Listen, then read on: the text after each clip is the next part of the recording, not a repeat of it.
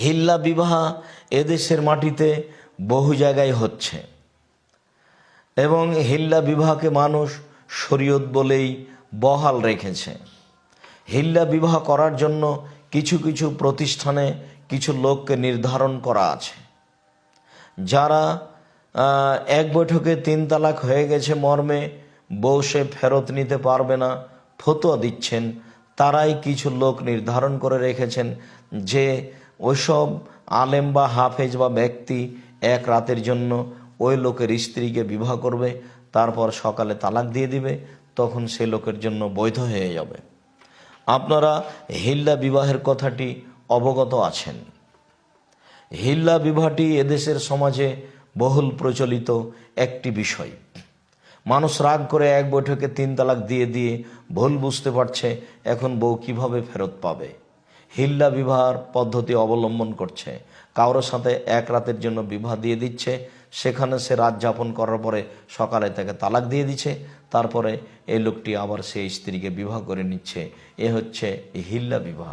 দুঃখজনক হলেও সত্য যে এত বড় অপছন্দ কাজ, যার ব্যাপারে রাসূল সাল্লাল্লাহু আলাইহি সাল্লাম কঠোরভাবে অভিশাপ করেছেন, তাকে মানুষ নির্দ্বিধায় আমলে বাস্তবায়ন করছে এবং আলেম সমাজই তা বাস্তবায়ন করছেন এবং করার জন্য উদ্বুদ্ধ করছেন, এটাই বলতে হয়।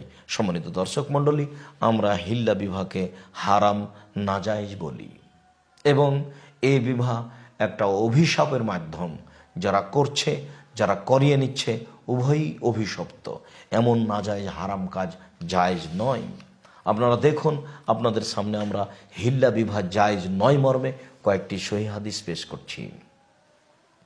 ইবনে আব্বাস রাদিয়াল্লাহু তাআলা আনহু বলেন, রাসূল সাল্লাল্লাহু আলাইহি ওয়াসাল্লাম অভিশাপ করেছেন, লানা রাসূলুল্লাহ সাল্লাল্লাহু আলাইহি সাল্লাম আল মুহাল্লিলা ওয়াল মুহাল্লালা লাহু।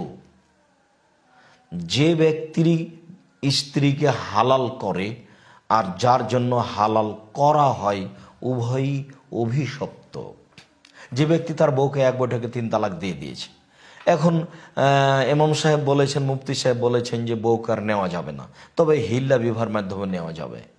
তো যে ব্যক্তি এই বউকে হালাল করলো সে হলো মুহাল্লিল, আর যার জন্য হালাল করা হলো, অর্থাৎ যার বউ ছিল তার জন্য হালাল করা হলো, তাকে বলা হয়েছে মুহাল্লাল্লাহু। সম্মানিত দর্শক মণ্ডলী, অত্র হাদিসে উভয়ের প্রতি রাসূল সাল্লাল্লাহু আলাইহি সাল্লাম অভিশাপ করেছেন মর্মে হিল্লা বিবাহ জায়েজ নয়। আলী রাদিয়াল্লাহু তাআলা আনহু বলেন, লানা রাসূলুল্লাহ সাল্লাল্লাহু আলাইহি সাল্লাম আল মুহাল্লিলা ওয়াল মুহাল্লালা লাহু। যে ব্যক্তি হিল্লা বিবাহ পদ্ধতিতে কোনো মেয়েকে কোনো লোকের জন্য বৈধ করে, হালাল করে, তার উপরে অভিশাপ, এবং যার জন্য করা হয় তার উপরে অভিশাপ। ইবনে মাজাহ হাদিস নাম্বার 1934, 1935। ইবনে মাজাহর 1936 নম্বর হাদিসে আরও বলা হয়েছে, উকবা ইবনে আমির রাদিয়াল্লাহু তাআলা আনহু বলেন, রাসূল সাল্লাল্লাহু আলাইহি সাল্লাম বলেছেন, আলা উখবিরুকুম বিত্তাইসিল মুস্তারে। ধার করা পাঁঠার কথা আপনাদেরকে আমি বলবো না? কালু বালা ইয়া রাসূলুল্লাহ। সাহাবীগণ বললেন, হ্যাঁ আল্লাহর নবী বলেন, ধার করা পাঁঠা কি জিনিস? আবারও বলি, উকবা ইবনে আমির রাদিয়াল্লাহু তাআলা আনহু বলেন, রাসূল সাল্লাল্লাহু আলাইহি সাল্লাম বললেন, আলা উখবিরুকুম বিত্তাইসিল মুস্তারে। আমি তোমাদেরকে ধার করা পাঁঠার কথা বলবো না? কালু বালা ইয়া রাসূলুল্লাহ। সাহাবীগণ বললেন, বলেন আল্লাহ রাসূল, ধার করা পাঁঠা কি জিনিস? কালা, তখন তিনি বললেন, হুয়া আল মুহাল্লিলু। তা হচ্ছে হালালকারী। যে ব্যক্তি হিল্লার মাধ্যমে কারো স্ত্রীকে হালাল করে সে হচ্ছে ধার করা পাঁঠা। শুনতে ভারী লাগছে না? খারাপ লাগছে না? সম্মানিত দিনী ভাই বোন, এটাই এক শ্রেণীর আলেম বৈধ বলে সমাজে ব্যবহার করছেন, যা আপনারা খুব দিনের মতো অবগত আছেন। রাসূল সাল্লাল্লাহু আলাইহি সাল্লাম এই ভাষায় উল্লেখ করেছেন। তারপরের পরের বাক্যে তিনি বলেছেন, লানাল্লাহু আল মুহাল্লিলা ওয়াল মুহাল্লালা লাহু। যে ব্যক্তি হিল্লার মাধ্যমে কোনো ব্যক্তির জন্য মেয়েকে হালাল করে এবং যার জন্য করা হয় উভয়ের উপরই অভিশাপ। এই দিকে যাবেন কেন? এক বৈঠকে মানুষ 3 তালাক দিলে 1 তালাক এটাই চূড়ান্ত। আল্লাহ তাআলা বলছেন আর তালাক মারাতান, মানুষ তার বউকে ফিরিয়ে নেওয়ার ব্যাপারে 2 তালাক পর্যন্ত সুযোগ রয়েছে। এক বৈঠকে কেন?